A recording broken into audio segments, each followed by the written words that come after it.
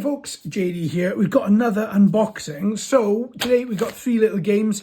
Let's open them up and have a little look and see what we've got. Let's start over here. So all I've done, just to reiterate, same as all videos, is I've just opened them and I'm just covering the addresses. That's it. But I haven't looked in them.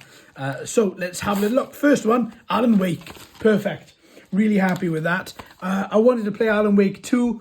I was getting Alan Wake confused with Alone in the Dark. So when my mate was telling me a little bit about Alan Wake 2, I was thinking, that's not right. That's because I wasn't thinking of Alan Wake. I was thinking of Alone in the Dark. I don't remember actually playing this, but as I've got a 360 and I am really loving playing a load of games in there again, I thought, why not get it for the collection anyway? And it came up for a really good price. I think I used Music Magpie for it, on their eBay store, which was, only, I think it was like £2, I think, or £3. Very, very, very, very cheap. Let's have a look at I don't think I've seen oh, it's clearly been resurfaced.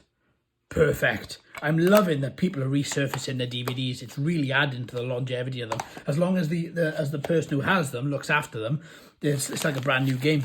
Right, second one. Oh, superb. Yes. Now, I love the Left 4 Dead franchise, and the prices of the games are starting to go back up ever so slightly. I've got them on Steam, but they're not perfect. They haven't been updated for quite a while, and with the new hardware, it doesn't run particularly great. So I thought, why not get it on the 360 and play it as it was meant to be played on the... Oh, that's looking good. On the game console of choice. So that's exactly what I did. So that's really good as well, and it's in pretty good nick too. Really well, both of them are. Again, looks like they've both been resurfaced. Really happy with that. And the final one for today is... the hell's that? Oh! Now, I remembered playing Escape from Butcher Bay. Chronicles of Riddick, Escape from Butcher Bay around about 2004.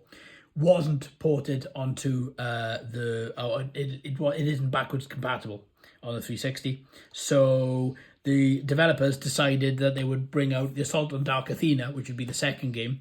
But if you buy this game, you also get Escape from Butcher Bay on here as well. So I'm currently really looking forward to going through. It's going to be the next game I think I play, because I absolutely adore the games. I love the stealth parts of it. I think this Escape from Butcher Bay was absolutely superb. I haven't played Dark Athena. I think that's my little, that's just a little globule of spit from me.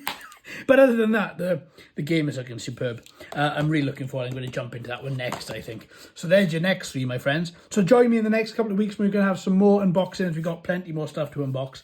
Not just games, we've got consoles, we've got peripherals, we've got loads of stuff coming. Thanks ever so much for watching and listening, my friends.